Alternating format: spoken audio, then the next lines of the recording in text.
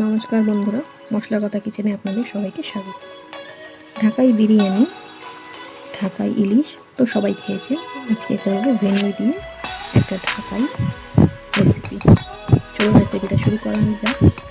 এই রেসিপিটা শুরু করার জন্য প্রথমে আমি নিয়েছি ভেন্ডি। এগুলোকে মাঝখান থেকে একটু বড় বড় সাইজের করে কেটে নিয়েছি। তার মধ্যে দিয়ে দিয়েছি বেসন, লঙ্কার গুঁড়ো, নুন আর একটু টক দই। টক দইটা 1 চামচই দিয়েছি। এটা দিয়ে খুব ভালো মতন মেখে নেব। মাখা হয়ে গেছে, এটাকে আমি 10 মিনিটের জন্য এইভাবেই ছেড়ে দেবো। 10 মিনিট পর আমি একটা প্যানে গ্যাসে কড়াই গরম করে নিয়েছি। কড়াই গরম করে এবার এই মাখা ভেন্ডিগুলো এর মধ্যে দিয়ে একটু ভেজে নেব। খুব লাল লাল করে ভাজলে হবে না, তাহলে ভেন্ডিগুলো একদম শক্ত মতন হয়ে যাবে। এটা হালকা অল্পই ভেজে নেব।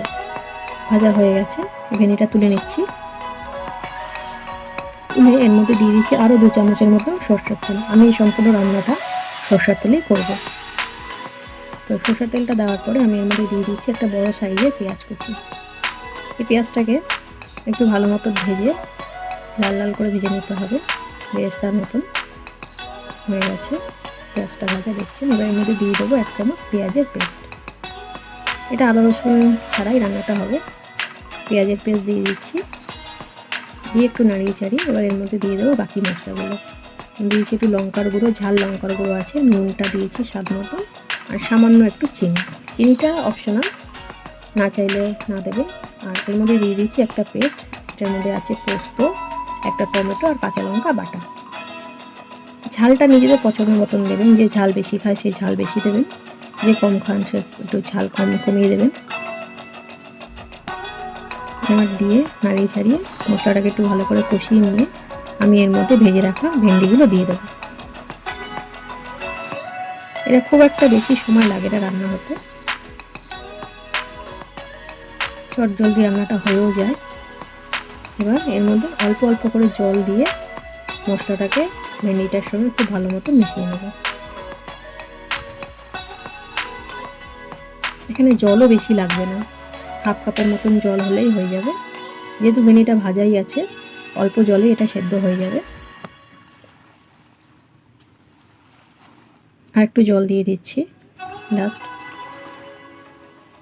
দিয়ে এটা 5 মিনিটের মতন রান্না করে নেব ঢেকে।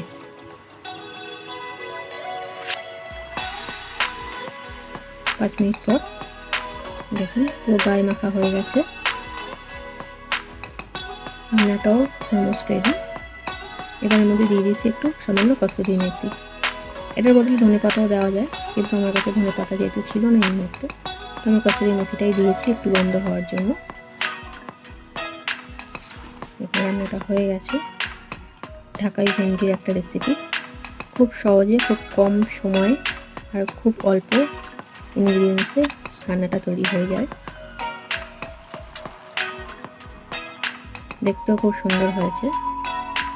এটা ভাত, রুটি সব দিয়ে খাওয়া যায়। রেসিপিগুলো কেমন লাগছে আমার চ্যানেলে আপনারা অবশ্যই জানাবেন। ভালো লাগলে একটা লাইক অবশ্যই দেবেন। আর সম্পূর্ণ ভিডিও দেখার জন্য ধন্যবাদ।